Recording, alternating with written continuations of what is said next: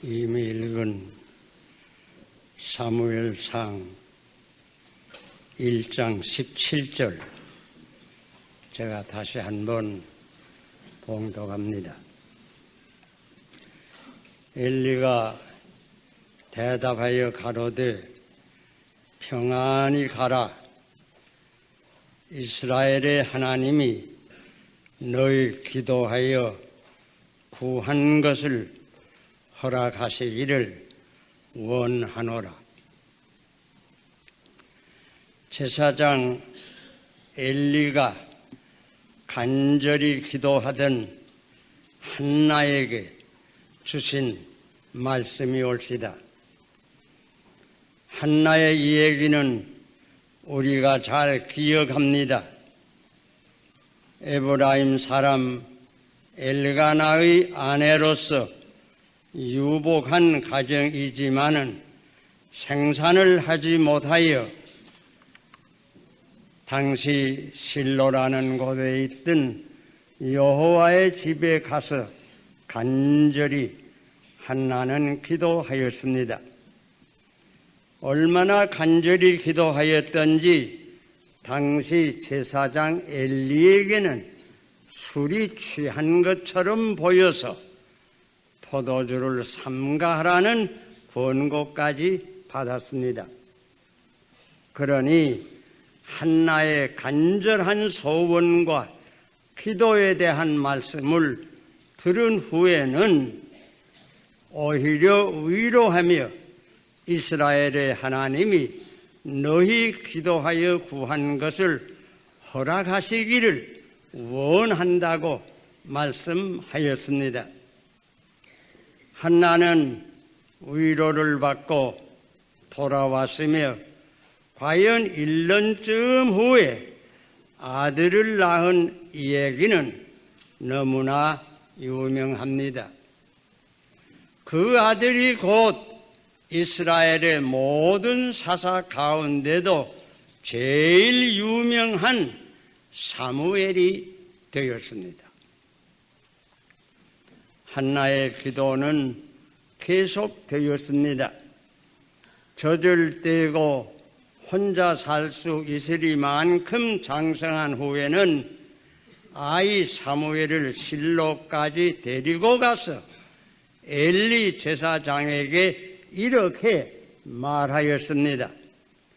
나는 일찍이 이 여호와의 집에서 간절히 기도하던 여자입니다. 이 아이를 위하여 내가 기도하였더니 여호와께서 나의 구하여 기도한 바를 허락하셨습니다.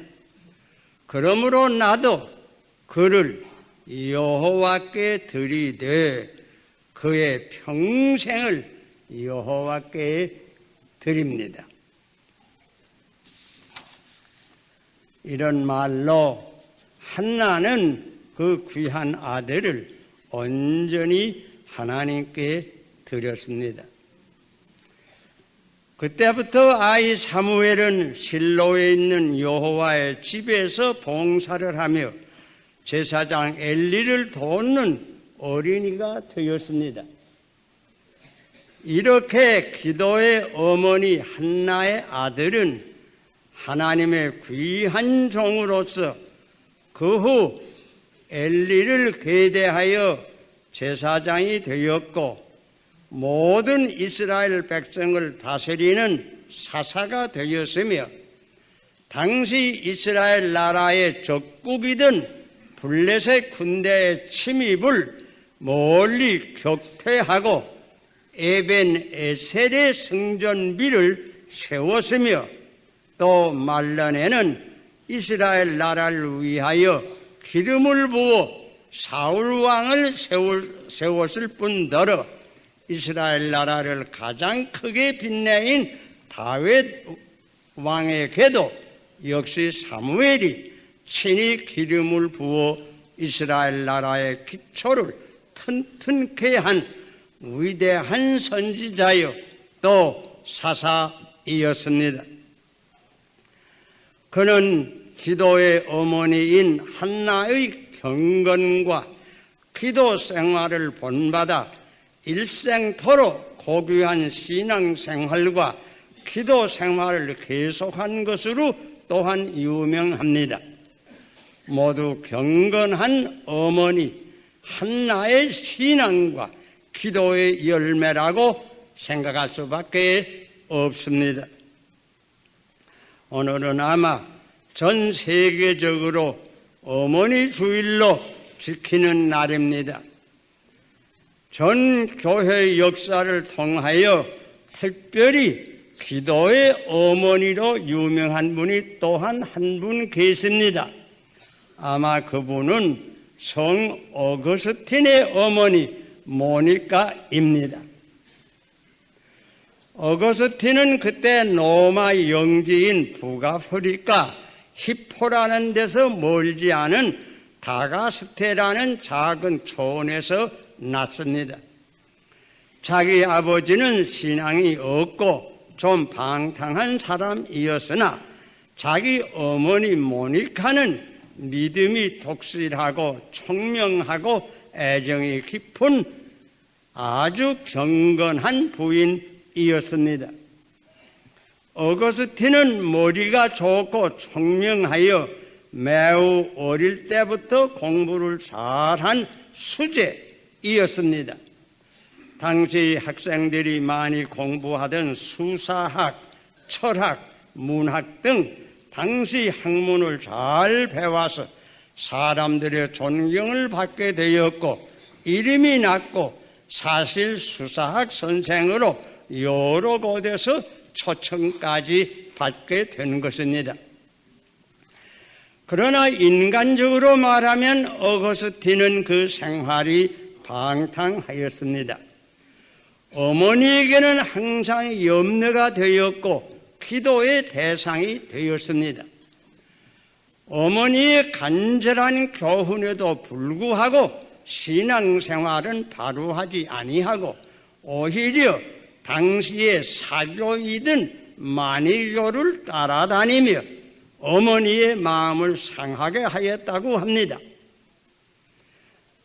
어머니는 계속해서 이 아들이 회개하게 해달라고 기도하였지만은 오랜 동안 그 기도의 응답은 되지 않았습니다. 그런데 그 아들이 30세 남짓해서 아프리카 지방을 떠나서 당시 로마 제국의 수도이던 로마시로 가려고 하였습니다. 그러나 어머니 모니카에게는 오히려 염려가 될 뿐이었습니다. 믿음도 없는 젊은 사람이 호화롭고 죄악이 많은 로마 도시에 가서 어떤 깊은 죄에 빠질는지 알 수가 없었습니다. 그래서 어머니는 로마에 가지 않게 하여 달라고 간절히 하나님께 기도를 드렸습니다.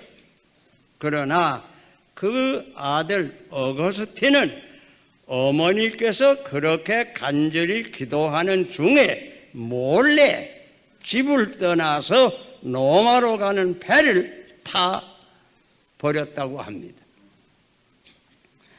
이 사실을 그 후에 알게 된 어머니 모니카는 마음이 너무 상하여 자기 교회 목사님을 찾아가서 내가 아들을 위하여 지금까지 기도하고 특별히 로마에 가지 않게 하여 달라고 기도하였는데 종래 이 아들이 로마로 떠났으니 이것을 어떻게 하면 좋습니까? 물었다고 합니다.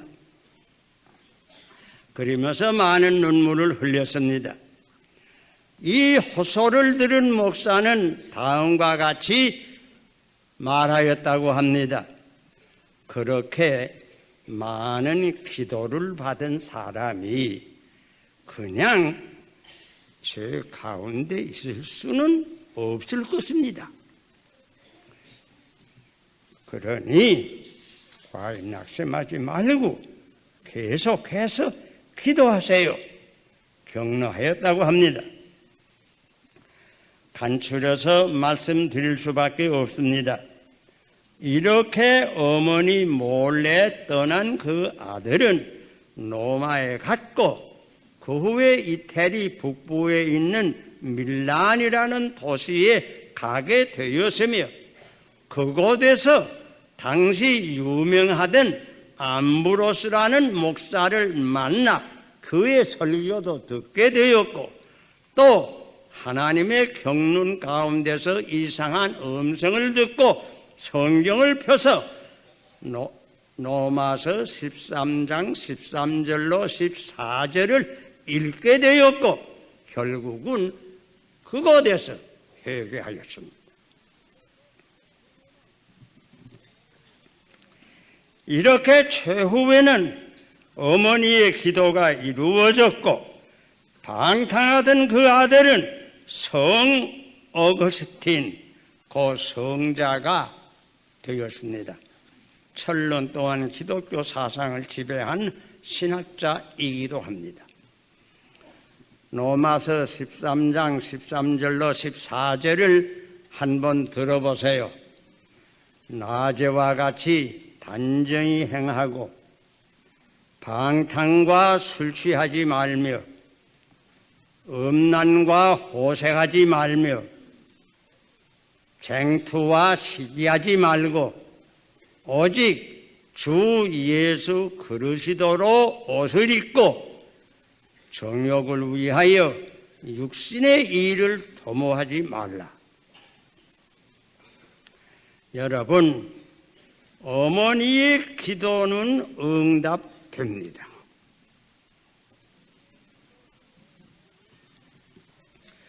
어머니의 기도는 이루어집니다.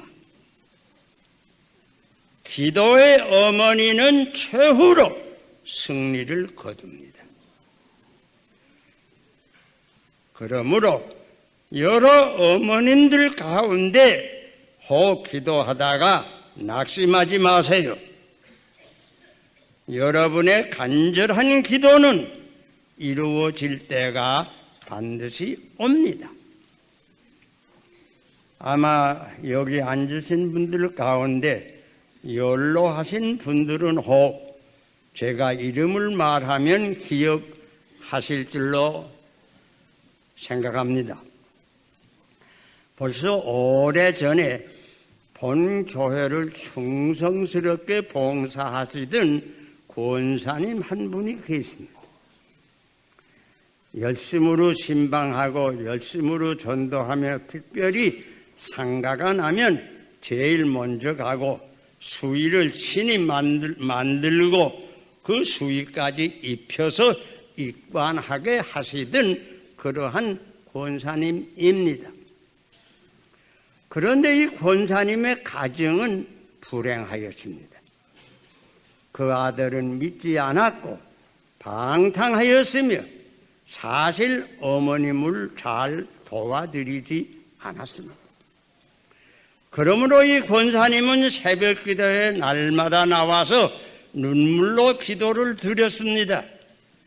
그러나 그 권사님의 믿음은 문자 그대로 반석 같아서 조금도 흔들리지 않았으며 온갖 정성을 다하여 불행한 교우들을 돌보았습니다. 그렇게 지나시다가 갑자기 이 권사님은 세상을 떠났습니다. 그 아들은 방탕해서 어디 갔는지 찾을 길이 없었습니다. 그리해서 여러 친구 권사님들과 교우들이 모여서 외롭게 장례를 치르고 우리 영락의 동산에 모셨습니다. 이렇게 외롭게 이 권사님이 세상을 떠났습니다. 그런데 여러분, 그 후 여러 해 후에 저도 은퇴하고 남한산성에 있을 때에 하루는 어떤 죽는 신사가 저를 찾아왔습니다. 선물도 좀 가지고 오셨습니다. 그리고 서서히 앉아서 말문을 열었습니다.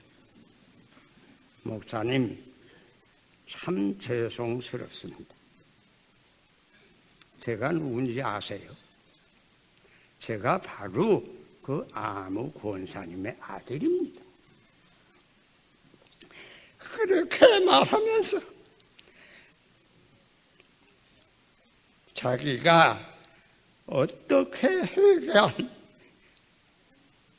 이 얘기를 또 많은 죄 지은 것을 자복을 하면서 결론의 말씀은 저 같은 죄인을 하나님께서 불쌍히 여겨서 제 죄를 용서하시고 저를 구원해 주었습니다. 그게 결론입니다. 그러면서 지금은 그 아무 교회에서 부족하지만은 집사의 직분 맡아서 봉사하는 중에 있습니다. 그래. 그때 저는 너무 감격하고 너무 놀라워서 말을 잃었습니다.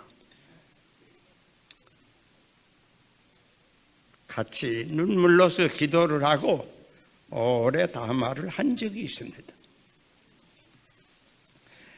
친애하는 교우 여러분, 하나님께서 어머니의 기도는 반드시 이루어 주십니다. 비록 오래 참으시나 반드시 이루어 주십니다. 때로는 이 권사님의 경우와 같이 하늘나라로 가신 후에라도 이루어 주십니다.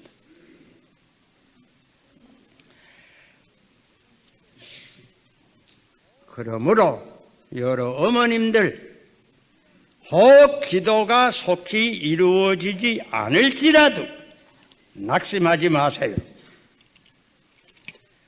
하나님께서는 금생에도 이루어 주시고 때로는 내 생에 세상 떠나신 후에도 이루어 주십니다. 어머니의 기도가 이렇게 힘이 있습니다. 그러므로 기도의 어머니들이 되세요. 여러분이 모든 것을 다 할 수 있는 어머니는 될 수 없을 거예요. 모두 돈 많은 어머니가 될 수도 없을 것이에요. 그러나 누구든지 어떤 어머니든지 기도의 어머니는 될 수 있어요. 아들이 아직 믿지 않습니까? 혹은 방탕합니까?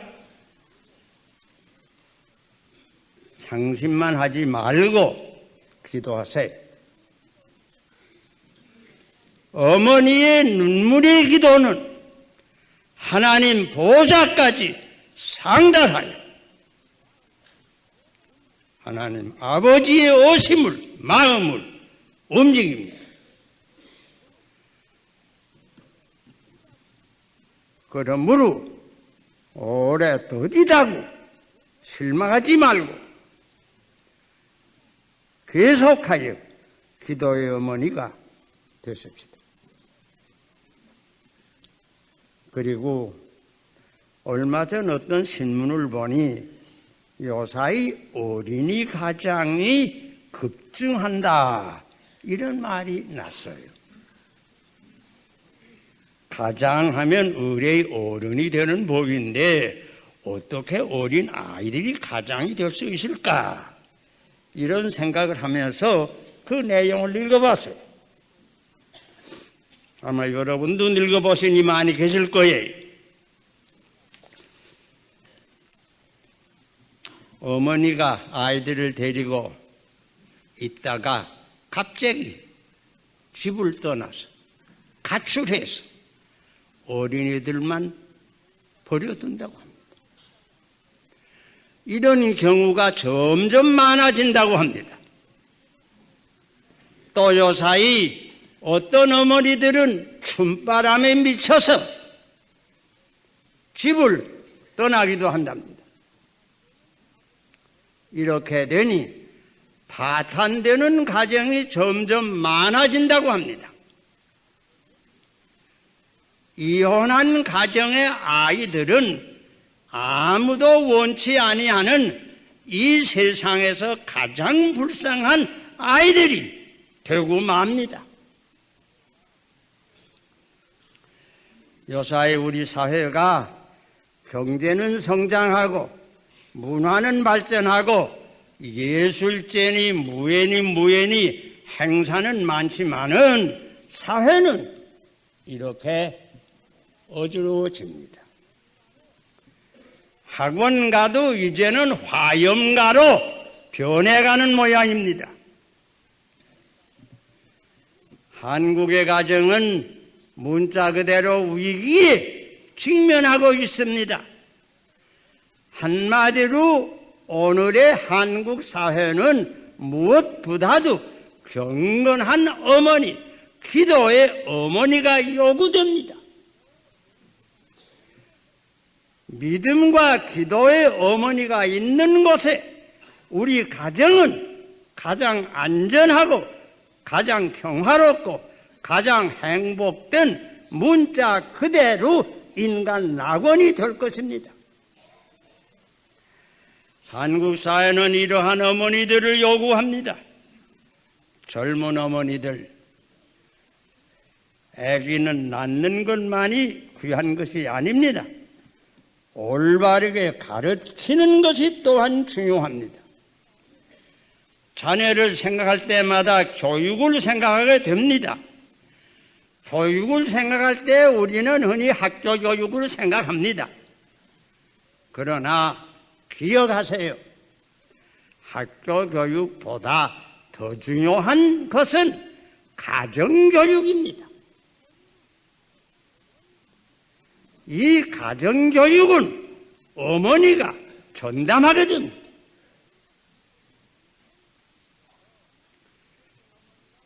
가정 잡지나 읽어서 어진 어머니가 되는 것이 아닙니다. 성경을 읽는 어머니가 되세요. 기도하는 어머니가 되세요. 경건한 생활을 보여주세요. 가정 평화의 주인은 어머니입니다. 주님을 모시고 평화로운 가정에서 귀한 선물을 하나님의 뜻대로 기르세요. 경건한 믿음의 어머니, 기도의 어머니가 요사이처럼 더 귀할 때가 없을 것 같습니다. 그리고 이 어머니 날 혹은 아버지 날을 당해서 우리 젊은 자녀들에게도 한마디 드릴 수밖에 없습니다. 제5계명을 기억하세요. 내 부모를 공경하라. 그리하면 너희 하나님 나 여호와가 내게 준 땅에서 내 생명이 길리라. 부모를 존경할 줄 아는 사회가 축복을 받습니다. 시대는 변하나 천루는 변치 않습니다. 부모와 자녀의 관계는 천륜입니다. 시대를 따라 변하는 것이 아닙니다. 부모를 공경할 줄 아는 가정이 대대로 축복을 받습니다.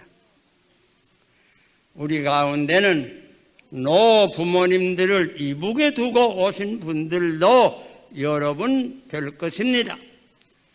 제가 되려니 이북에 계신 부모님들을 생각하면서 우리 경로원에 계신 할머니들과 할아버지들을 찾아가서 그들을 위로하는 이들이 많다고 합니다.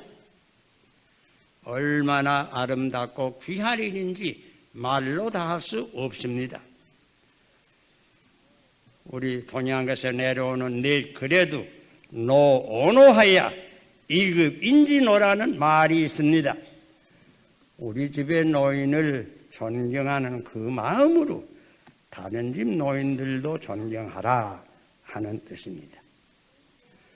하나님께서는 이렇게 연로하신 부모님들과 모든 노인들을 존경하는 그 마음들을 축복하여 주십니다. 이 어머니 날을 계기로 하여 우리 가정과 아니 온 사회가 좀 더 화평하고 단락한 가정들이 되기를 축원합니다. 기도합시다. 아버지시여, 어머니들을 보내주신 것을 감사합니다.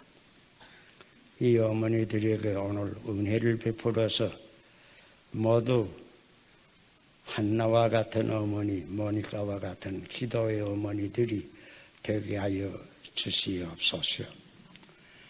또 우리 한국의 젊은이들이 이러한 날 특별히 부모의 은혜를 기억하고 존경할 줄 알게 이 귀한 진리를 배울 수 있게 하여 주시옵소서.